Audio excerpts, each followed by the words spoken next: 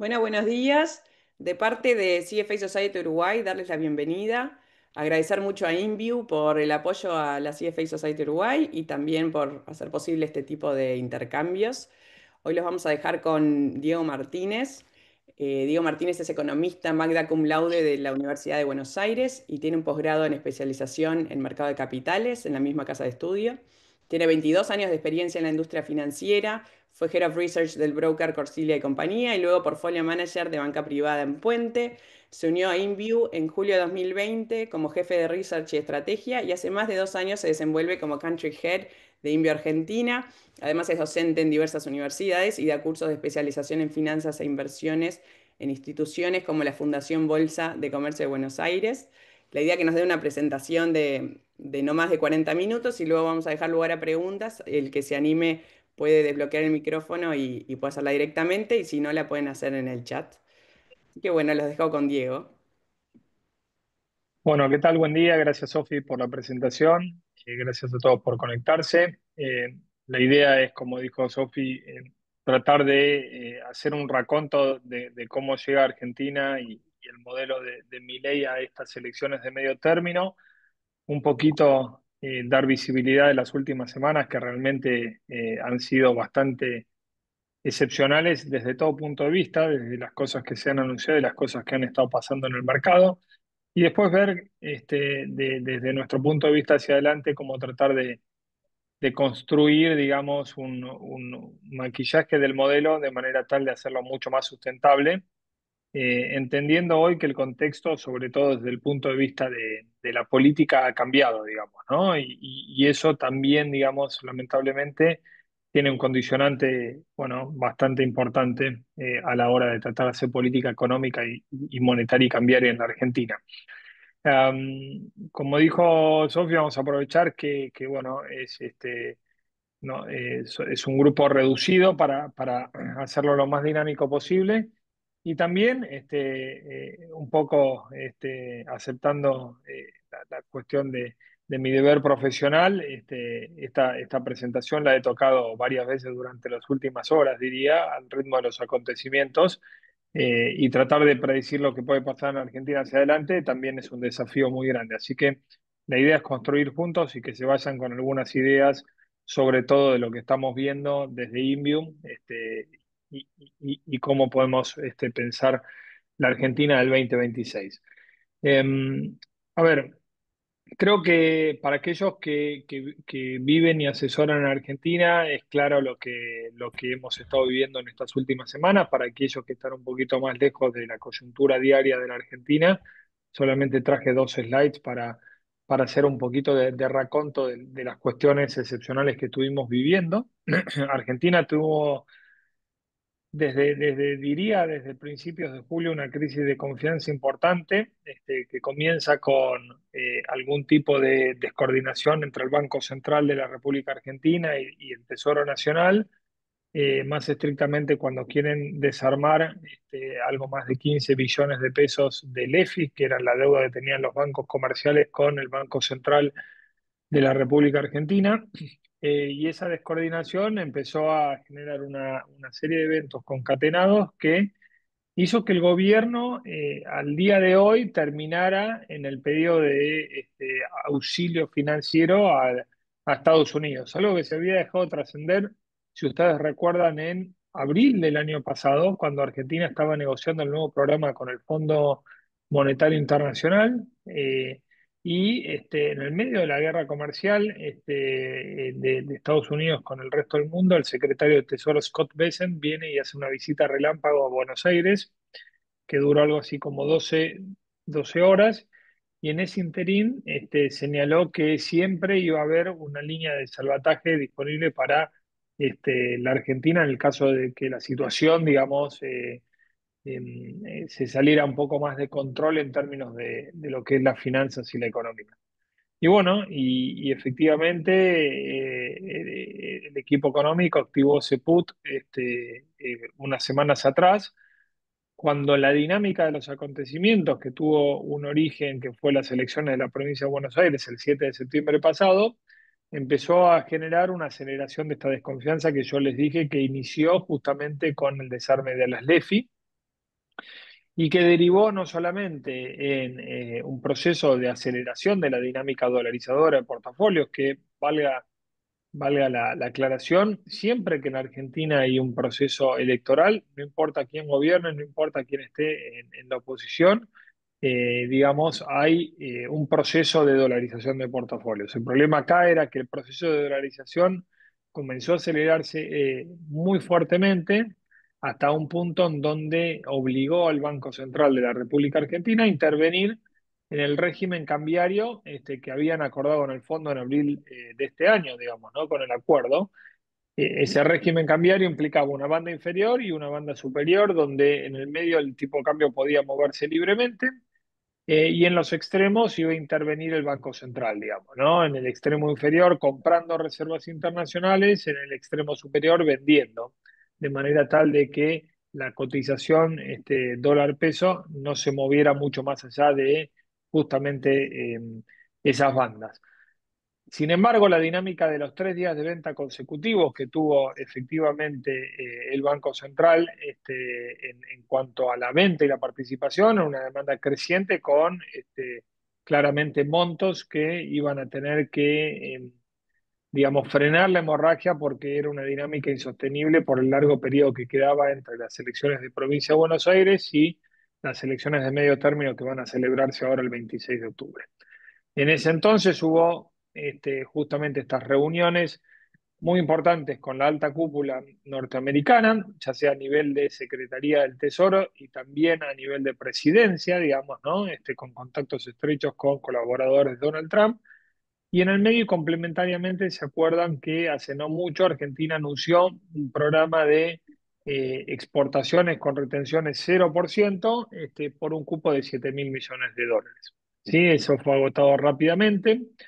Y el gran problema de las dos situaciones, ¿no? De tener que ir a haber pedido un salvataje a los Estados Unidos o una ayuda financiera y adicionalmente digamos, habilitar un programa de exportaciones a retención 0% tiene que ver con básicamente ese problema de que Argentina viene padeciendo en su modelo económico de la no acumulación de reservas internacionales. Y esto es lo que claramente, de alguna u otra manera, el mercado tenía una visión muy distinta a la que tenía el equipo económico y el mismo presidente Milei, ¿sí?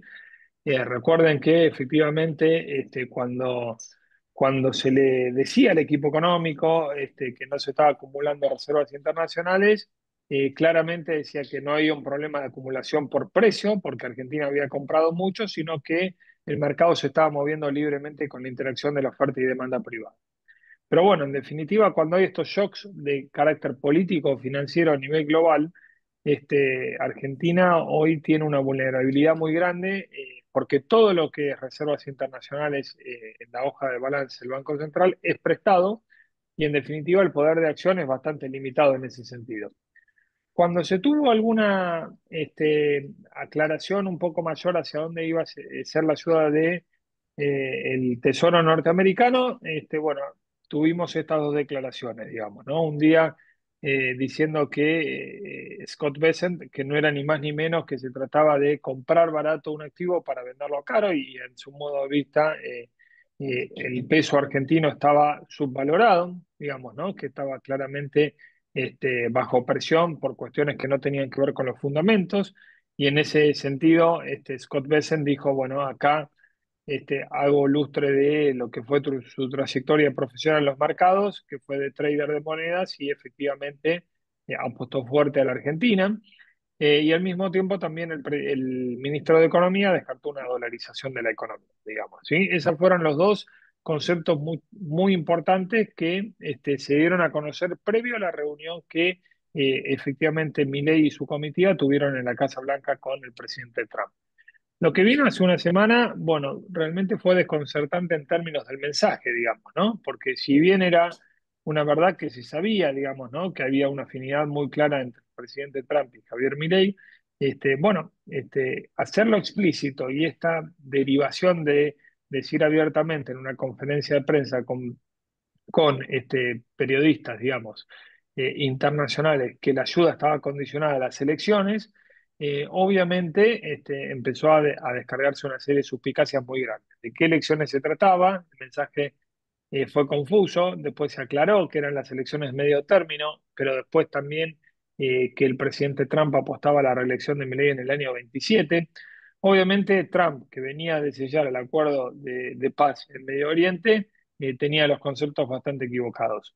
Y que hay una vocación muy clara del gobierno norteamericano de ayudar a la Argentina, pero también hay una cuestión de mucho ruido político interno, ¿sí? Porque en este momento, en estas semanas, el gobierno federal norteamericano está atravesando el shutdown, que es el no entendimiento entre republicanos y demócratas sobre la posibilidad de elevar el techo de la deuda, y aparte hubo una disputa muy fuerte con los farmers norteamericanos porque con la medida que había anunciado el gobierno argentino de retención de cero, China acopió muchísima soja proveniente de la Argentina, mucho más allá de las compras que tenía que haber hecho los farmers norteamericanos. Por lo tanto, este apoyo y este gesto de la Casa Blanca y de Scott Bessent en particular a la Argentina está generando mucho ruido interno en la política norteamericana.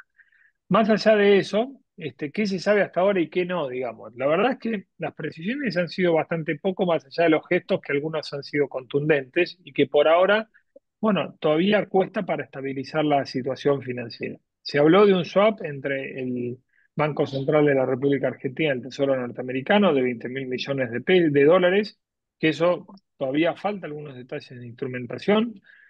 También el secretario de Tesoro anunció que estaban negociando otro préstamo de similar cuantía y monto con los principales bancos norteamericanos para la Argentina, digamos, ¿sí? Por lo tanto, que la ayuda llegaría a casi 40.000 millones de dólares. Obviamente hay un problema ahí del término de las discusiones de las garantías sobre ese préstamo, pero son todos conceptos que por ahora no vimos nada concreto y es de esperar que no haya nada concreto esta semana, digamos, ¿no? Que efectivamente pasen las elecciones y ver ahí cómo se empiezan a instrumentar parte de esta ayuda que se anunció.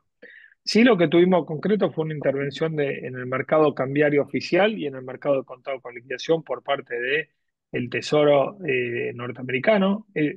La primera vez que lo hizo fue una señal muy fuerte, digamos, de que efectivamente iba en serio a la ayuda norteamericana y que iban a hacer whatever it takes para que efectivamente se tranquilizara la cuestión financiera y económica. Sin embargo, a finales de la semana pasada volvimos a ver justamente presión sobre ambos mercados, el mercado oficial y sobre el mercado de cambios a través del mercado de capitales.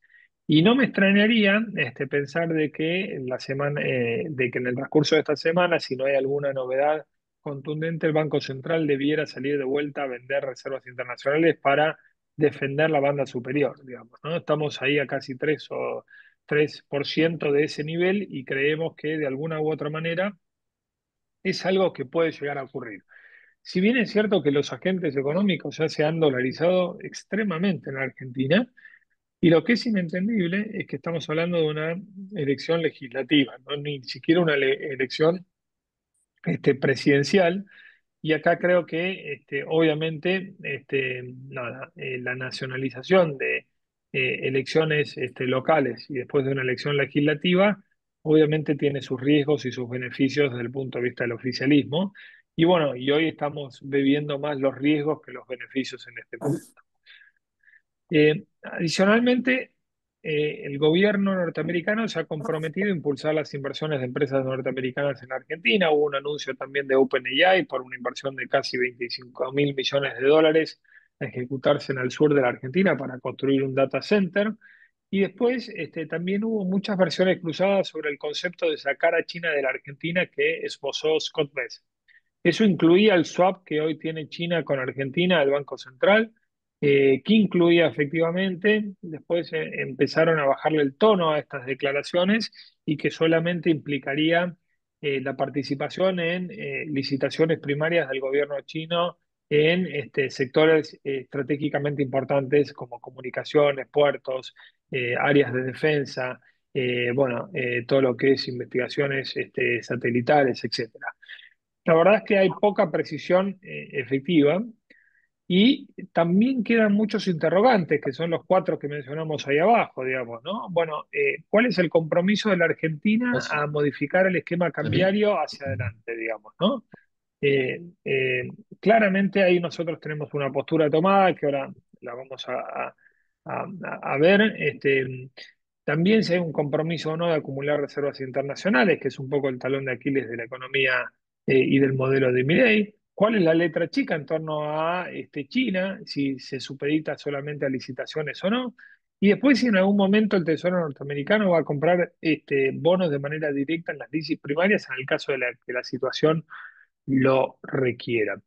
Claramente hoy tenemos un problema político que ha dejado al desnudo las debilidades no tan estructurales del modelo económico. Eran debilidades que se podían ir corrigiendo, debilidades que había que atender, pero claramente hoy la política condiciona fuertemente a todo lo que tiene que ver con el modelo económico. Y obviamente el síntoma principal de todo esto es el valor del dólar.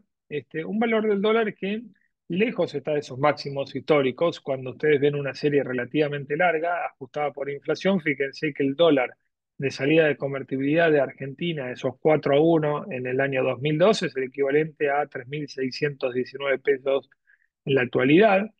Pero incluso tuvimos periodos de dólar ajustado por inflación mucho más altos, ¿sí? Que fue, uno fue ¿se acuerdan? Lo que fue la pandemia y la reestructuración de deuda de la Argentina en el año 2020, fíjense ahí en octubre, un dólar equivalente a 3.816 pesos, y lo que era el dólar previo al balotaje en Argentina del 2023 era un dólar equivalente a 4.020 pesos. Claramente, el dólar de 1.520 que tenemos hoy es un dólar que, en nuestra opinión, ayuda a acomodar algunos sectores que estaban con un rezago muy fuerte en términos de competitividad y en términos de actividad. Eh, También este dólar lo que refleja que el orden macroeconómico ha permitido que el pass-through sea relativamente bajo de toda esta movida del dólar. El dólar fue más o menos desde los 1.200 pesos hasta los 1.500, casi 50 pesos el dólar MEP, y la verdad es que la inflación ha tenido un pass-through muy, muy finito en el margen, y esto claramente tiene que ver con este, esta idea de que el orden macroeconómico, la ausencia de exceso de liquidez y también el estancamiento de la actividad económica hacen del pass-through o de un impacto mucho más, digamos, acotado. Y creo que el gobierno, digamos, de alguna u otra manera, obviamente, en la previa de las elecciones de medio término es muy difícil hacerlo, pero debería, si se quiere, quitarse esa obsesión de mantener el dólar bajo, con intervenciones de política indirecta, como única forma de anclar justamente la inflación. Yo creo que, y creemos nuestra visión, es que seguramente a partir de la semana próxima el gobierno deba tomar definiciones sobre el régimen cambiario, eh, que pueden ser dos, ¿sí? Y ahí también hay un contrapunto mismo entre el equipo económico y otros ministros del gobierno de Milei, digamos, ¿no? Ya vimos la semana pasada una desalineación y descoordinación clara entre Federico Sturzenegger, el ministro de Desregulación, y el equipo económico, digamos, ¿no? Donde Federico Sturzenegger, en declaraciones a un medio, dijo: Argentina pronto va a tener un tipo de cambio flotante, mientras que tuvieron que salir a decir que las bandas no se mueven. Nuestra visión al respecto es, obviamente, ningún anuncio de cambio en el régimen cambiario puede hacerse justamente previo a las elecciones. Hay que anclar expectativas, pero es muy probable que tengamos alguno de estos dos escenarios pronto. O una salida directamente del esquema de bandas del régimen cambiario, o un esquema de bandas mucho más amplio, ¿sí? Llevando la banda superior a un nivel mucho más grande, que permita acomodar un eventual overshooting post elecciones, ¿sí? Por ejemplo, una banda superior en el área de 2.000, y eventualmente también nos parecería que podría ser una política cambiaria prudencial, que se anuncie como algún programa de compra diaria del Banco Central para acumular reservas. Uno, porque se necesita acumular reservas claramente, y eso es lo que el mercado le da un valor mucho más grande a lo que efectivamente piensa el equipo económico hoy. Y dos, porque también al tener algunas previsibilidades sobre las intervenciones que haga en el punto comprador el Banco Central, vamos a poder tener, digamos, cierto piso para el tipo de cambio, que, vuelvo a repetir, desde nuestro punto de vista, es un elemento, este escalón más arriba, estamos viendo el tipo de cambio hoy, un elemento más ordenador que desordenador de la macro y de algunos sectores que estaban efectivamente teniendo algunos problemas, que son precisamente esos sectores mano de obra intensivo, digamos, ¿no? Y que en definitiva hoy ponen en tela de juicio el apoyo que pueda tener el gobierno en las elecciones de medio término.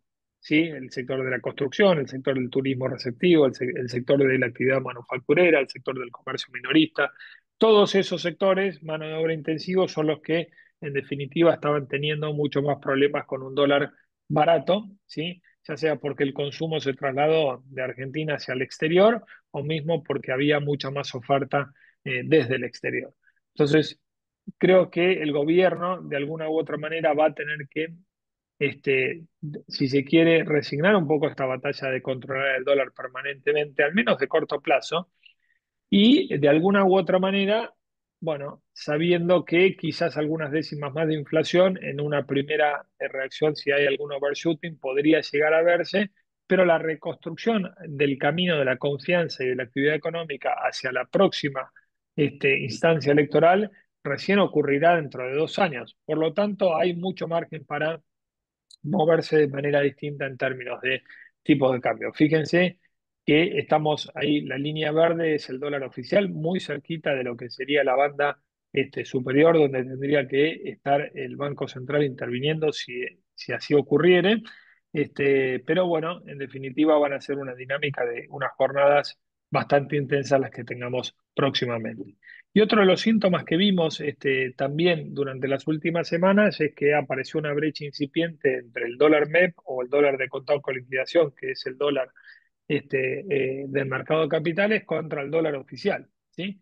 Y obviamente esto tiene que ver justamente con la expectativa que hay entre un dólar y el otro y la obligatoriedad que tiene el Banco Central de intervenir en la banda superior contra un mercado mucho más libre que es el dólar de mercado de capitales. ¿Qué entendemos que hacia la semana próxima no se va a negociar del modelo económico? Bueno, lo que no se va a negociar del modelo económico es un ancla que realmente es la mejor que ha tenido el gobierno, que es el ancla fiscal, ¿sí? El ancla fiscal, como ustedes pueden ver, un gran 2024 en términos del superávit primario y superávit fiscal, una continuidad de esa política en los números del 2025, ¿sí? Ahora, esto le va a costar mucho más al gobierno en términos de mantener esta ancla fiscal que no la va a entregar de ninguna manera al gobierno, ¿sí? ¿Por qué? Porque en las últimas semanas tuvimos que justamente esa descoordinación del desarme de las LEFI obligó después al Banco Central a subir fuertemente las tasas de interés y eso rápidamente se este, traspasó a toda la curva de corto y mediano plazo de financiamiento del gobierno. Por lo tanto, las LECAPs se estuvieron haciendo con un rollover de una tasa muy por encima de lo que fue y de lo que es la inflación mensual. ¿Sí? Para que ustedes tengan una idea, se llegó a verse un rollover de casi a un 3% de tasa, perdón, a casi un 5% de tasa mensual contra una inflación que iba corriendo al 2%. Por lo tanto, eso es un esfuerzo fiscal mucho más grande que tiene que hacer el gobierno de cara hacia el futuro en cuanto a atender el pago de esos cupones de los instrumentos de corto plazo. Si bien son letras de descuento, en definitiva no dejan de ser el costo de financiamiento a corto plazo del gobierno. Y adicionalmente también vos tenés por el lado de los ingresos dos impactos que de alguna u otra manera te van a tener que poner a prueba mucho más en términos de mantener el equilibrio fiscal. El primer impacto es justamente que el nivel de actividad desde mayo en adelante viene aflojando bastante fuerte y en ese sentido tenés una merma en la recaudación por ingresos. Y después tenés una merma que dejaste casi 1.200, 1.300 millones de dólares, ¿sí? Arriba de la mesa de las retenciones que no le cobraste a esos 7.000 millones de dólares que se liquidaron a retenciones cero. Por lo tanto, ahí vamos a tener que ver a un gobierno que va a tener que decidir entre pisar ingresos, ¿sí? Mucho más fuerte en lo que es octubre y hasta finales de año, o eventualmente hacer un ajuste mucho más agresivo al gasto. Fíjense que el gasto primario ha caído tremendamente en términos del porcentaje del PBI, ¿sí? Pero eventualmente bueno, va a tener que hacer un esfuerzo mucho más grande hacia adelante, por lo menos hasta los próximos meses, hasta que se estabilice nuevamente la economía y empiece la recuperación nuevamente.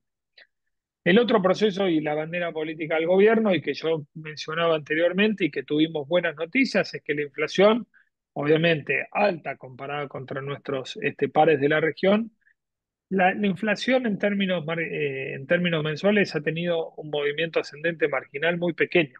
¿Sí? Fíjense que el gobierno ha mantenido hasta el último dato que fue el de septiembre, que conocimos la semana pasada, bueno, ha mantenido la verdad es que una inflación por debajo del 2% mensual desde mayo.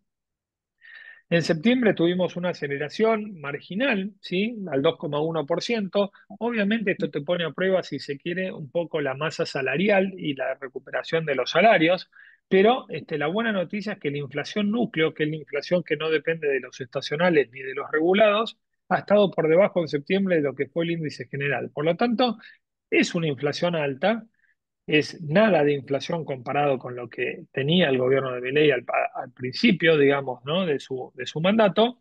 Y lo que vemos es que el orden macro en términos de inflación garantiza que el pass-through, digamos, sea relativamente acotado, ¿sí? Ahora, el orden macro es una condición necesaria, no es una condición suficiente para algunas cosas que hay que necesariamente atacar dentro del modelo económico para cambiar las expectativas y volver a originar esas expectativas claramente virtuosas en términos de que este ajuste vale la pena tanto para el sector medio y bajo de la población. Lo que tiene que cambiar sí o sí es el proceso de acumulación de reservas. Puede haber distintas maneras, puede haber un cronograma de acumulación, puede ser una acumulación también que tenga al Banco Central actuando por sorpresa, de manera tal de no ser previsible con el mercado, pero claramente nuestra visión es que cualquier emisión de pesos que haya hoy en día para comprar reservas internacionales, eso no va a implicar de ninguna manera un traspaso de la inflación. Y creo yo que el gobierno debe salir de ese dogma para ser un poco más pragmático y empezar a hacer esa acumulación, porque en definitiva también el Banco Central va a tener que afrontar pagos de deuda. Si recuerden que ahora en noviembre empieza a amortizar uno de los BOPREALES, que es esta emisión de bonos que hizo el Banco Central para regularizar todo lo que era la deuda del comercio exterior que se había asumido y por lo tanto debemos tener ahí poder de fuego para justamente empezar a generar este ciclo virtuoso de tener reservas netas líquidas positivas. La contracara de lo que fue esta desalineación del desarme de las LEFI, ¿sí? Para sacar y pasar toda esta deuda que tenía el central al Tesoro, fue que habían quedado muchos pesos en su momento en el mercado. Eso derrumbó las tasas de interés, aceleró la dolarización de portafolios y el Banco Central tuvo que salir a poner un piso a las tasas de interés mucho más alto. Y esas tasas de interés mucho más altas te empezó a pegar muy fuerte en la microeconomía.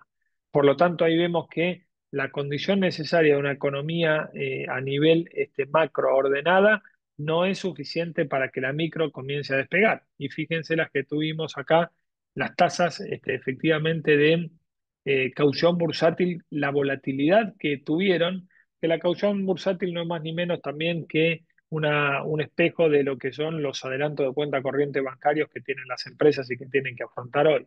Hasta la semana pasada tuvimos tasas que llegaron a estar casi a 3 dígitos en términos de tasas efectivas anuales y tasas nominales anuales. Y obviamente esto es un daño muy importante para una microeconomía que está con sectores muy relegados y que el costo de financiamiento obviamente es muy, muy alto de corto plazo. Déjenme una cuestión adicional más antes de pasar a las curvas. Fíjense que esto, que también era una batalla ganada por el gobierno de cara a la clase media, es la fuerte reactivación que habíamos tenido del crédito al sector privado, ¿sí? Porque claramente acá hay una gran virtud del gobierno, es El orden fiscal, ¿sí? El orden fiscal se hizo sin romper contratos, ¿sí? Esto es inédito en la Argentina, pero al mismo tiempo dio lugar y oxígeno a que, que desaparezca todo lo que es el concepto del crowding out, que en un mercado de capitales tan poco profundo como el nuestro, el poco crédito disponible se lo llevaba al sector público antes. Ahora empezó a traccionar el sector privado, fíjense el ratio de créditos, depósitos, cómo venía creciendo fuertemente, pero desde mayo en adelante, fíjense que las tasas de crecimiento en términos reales del sector del crédito al sector privado se fue estancando fuertemente. Y en septiembre hubo una caída real del stock. Todos los bancos ahora han pausado todo lo que tiene que ver con créditos, o sea, de corto, mediana y larga duración, incluyendo los hipotecarios, pero al mismo tiempo porque ellos también no solamente tienen un problema de tasa de interés, sino un problema de restricción de fondeo y restricción de liquidez. Recuerden que hace 4 semanas aproximadamente el Banco Central llevó a los encajes bancarios a un nivel tremendamente elevado como para evitar que esos pesos vayan al dólar. Entonces, claramente ahí es otro daño, si se quiere, un poco autoinfligido por esta descoordinación de haber desarmado las LEFI en un momento que quizás no era lo oportuno en términos del timing. Y esto es lo que les comentaba anteriormente. Fíjense la curva del ECAPS, lo que era la curva del ECAP el 30 de junio, ¿sí? El gobierno colocaba el ECAPS al 26 e incluso hasta el 27 a tasas efectivas mensuales del 2,5%.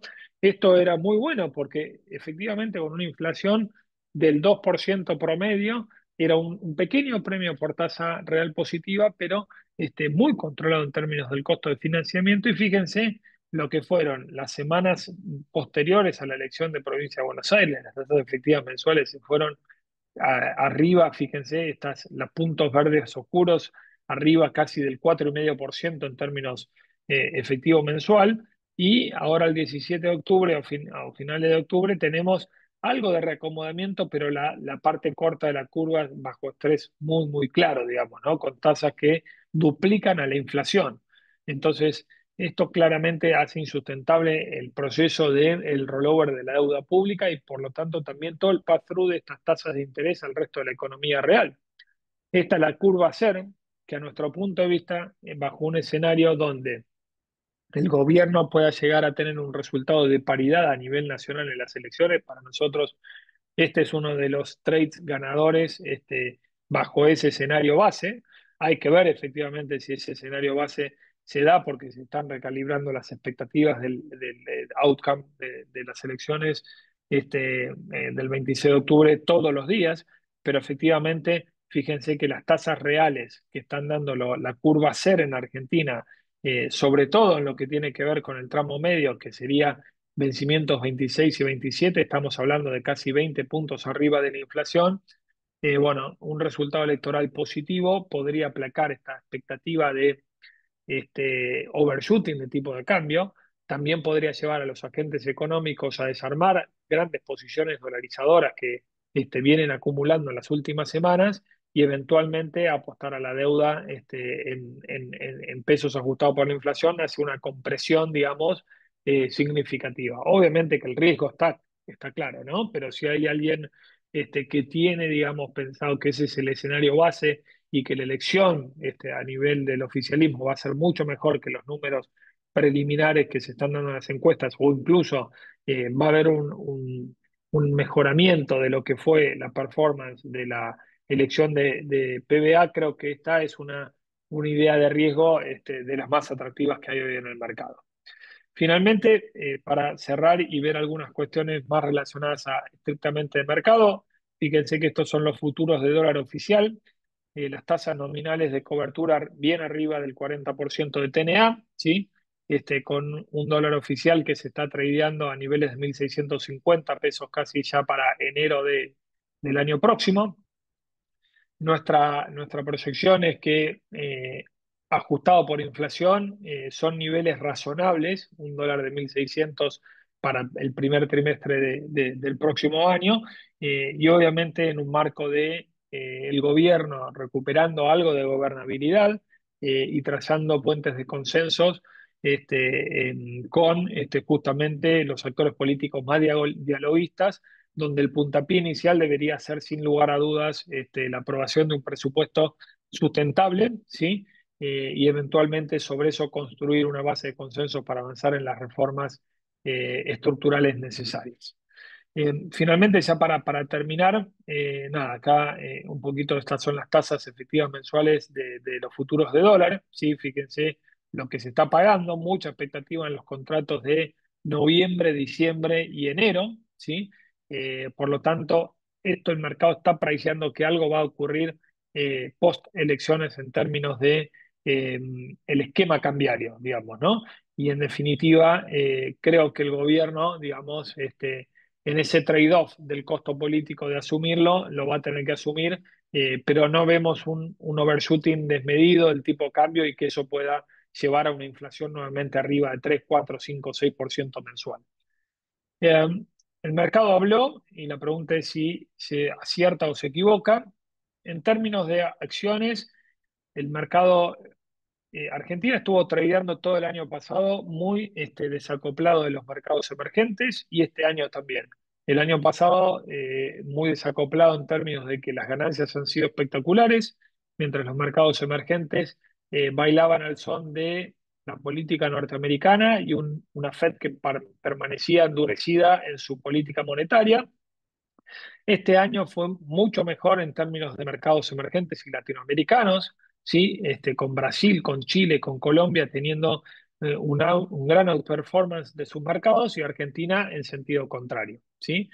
Parte porque se devolvió las ganancias que habían ocurrido el año pasado, parte por todo lo que venimos describiendo de esa dinámica desde mayo hacia adelante en términos de actividad y inestabilidad financiera que llevó a los inversores a ser mucho más aversos al riesgo. Hoy, con el riesgo país cotizando cerca de los 1.100 puntos, eh, existe evidencia empírica que una compresión del riesgo país podría llevar nuevamente hacia algún rally hacia las acciones. Digamos, fíjense, esto es una correlación entre el riesgo país y el Merval en dólares. Si bien el Merval obviamente tiene otra composición clara en los distintos momentos del tiempo, con un riesgo país en la zona de 500, 600, 700 puntos, el Merval ha estado cotizando en un rango de entre 1.700 a 2.000 dólares de valor. Por lo tanto, nosotros creemos que hay valor ahí, pero obviamente supeditado a que el resultado electoral sea no tan negativo para el gobierno. Nos sigue gustando con mucha, digamos, buena visión todo lo que es el sector de energía, petróleo y gas. El único interrogante acá es hacia dónde va a ir el petróleo a nivel internacional, sabiendo que Donald Trump tiene una obsesión con la energía barata porque es algo político muy fuerte para sus votantes, pero papeles como Vista, como transportadora de gas del sur, transportadora de gas del norte, parecerían este, estar en posiciones atractivas en este momento. YPF también tiene un condimento político.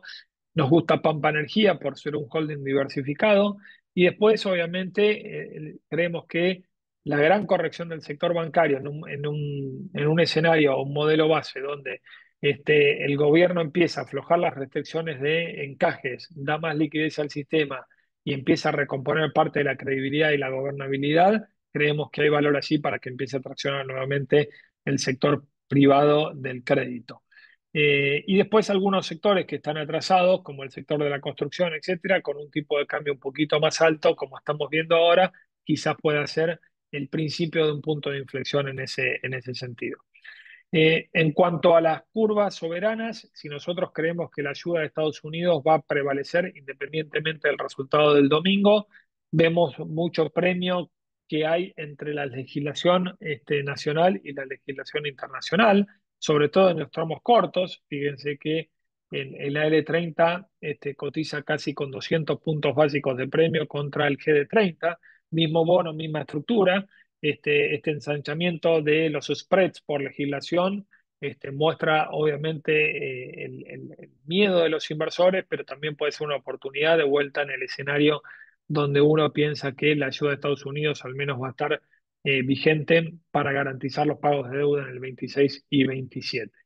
Finalmente, ya para cerrar y pasar a preguntas y acomodarnos al reloj, como habíamos prometido al inicio de la charla, bueno, en equity somos neutral, con un sesgo positivo en oil and gas. El ser es lo que más nos gusta hoy, ahí hay algunos nombres propios. Eh, lo que es renta fija soberana, hard dollar, puede ser, digamos, este premio por, digamos, legislación que comience a converger si efectivamente los resultados electorales no son tan adversos. Y después también tenemos un sesgo positivo en dos cosas. A nivel corporativo hard dollar, solamente los AAA, las obligaciones negociables AAA, y nos gustan los BOPREALES, los que están venciendo en el 27, donde de ahí estamos viendo casi retornos de 11-12%, que son aproximadamente casi 400 puntos por arriba del promedio de las obligaciones negociables AAA. Y en Dollar Link, obviamente, el mercado priceando algo más de cobertura, pero eventualmente hay una cuestión ahí de timing y una cuestión de cuándo el gobierno va a tomar o va a implementar justamente esta modificación del régimen cambiario. Nada, esto es todo por hoy. Si quieren, pasamos ahí a las preguntas, un poco si es que tienen. Y bueno, nada, a ver qué tienen para preguntar o qué quieren para comentar respecto a lo que estuvimos presentando en el día de hoy. Pueden abrir el micrófono o escribir si quieren en el chat, no hay ningún tipo de problema.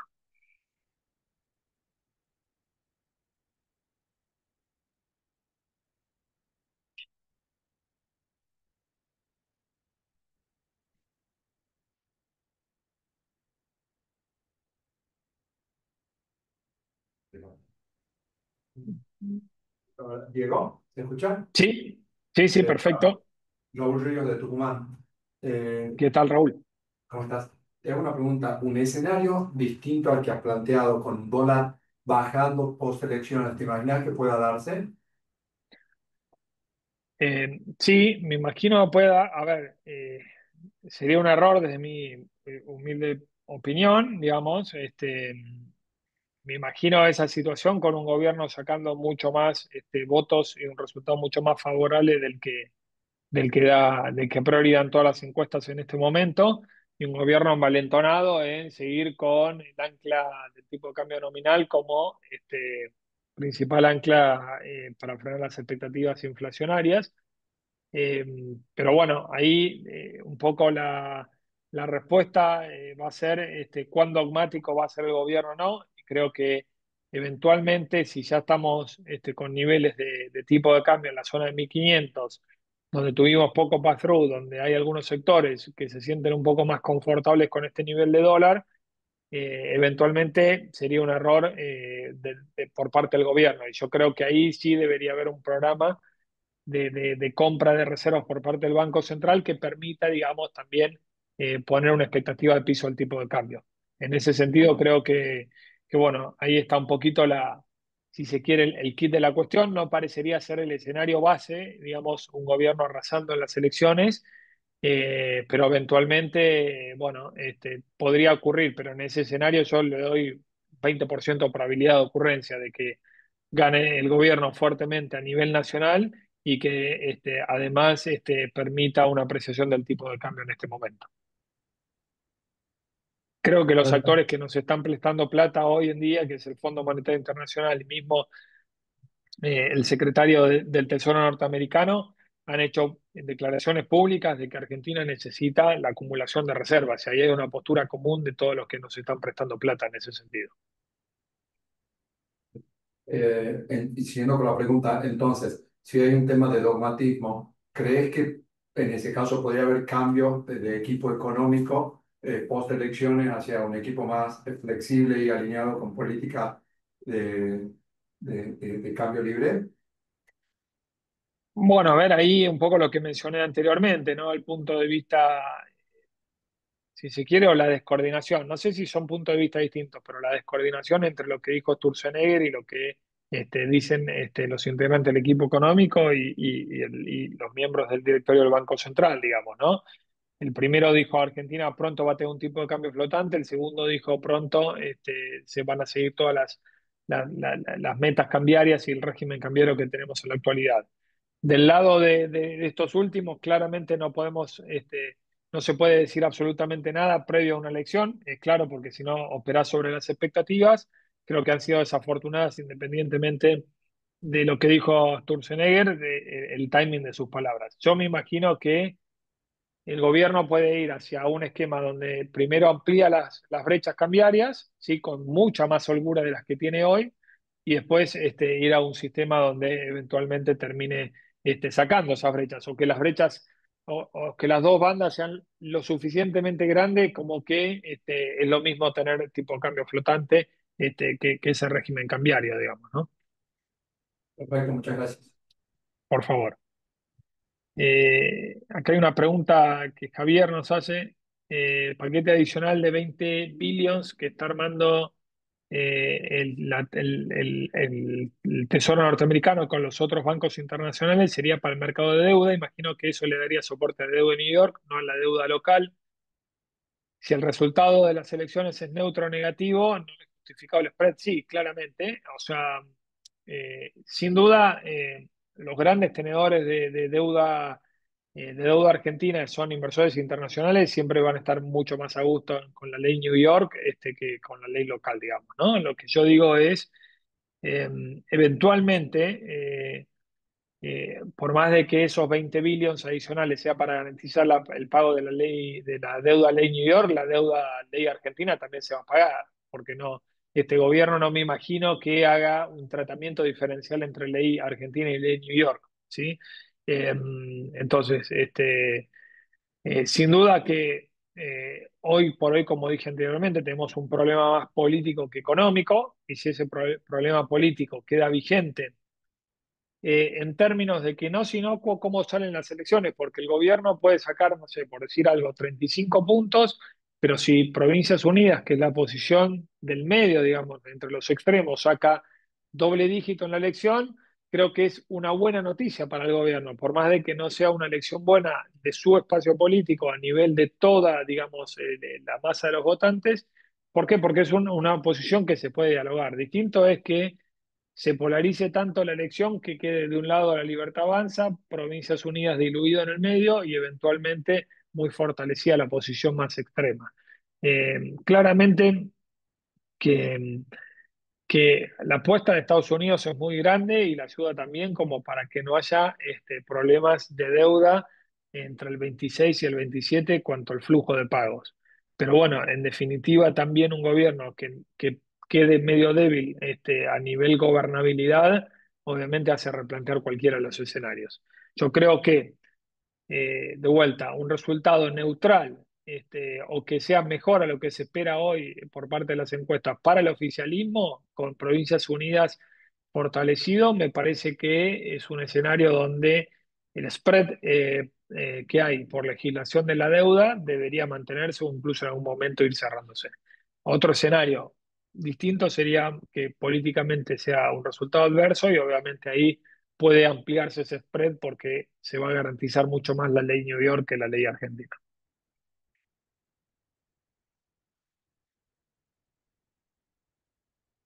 No sé si tenemos alguna pregunta más.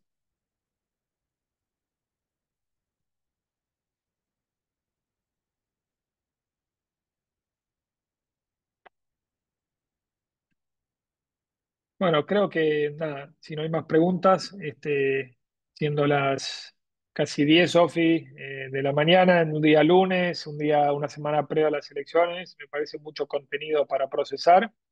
Y bueno, nada, y cada uno podrá tomar decisiones para sus clientes de la mejor manera de cara a este evento electoral que parecería ser binario, al menos desde el punto de vista político, pero recordemos y contextualicemos que no deja de ser una elección legislativa, que el modelo económico tiene fortalezas, que esas fortalezas es el orden macro y el orden de las anclas fiscales e inflacionarias.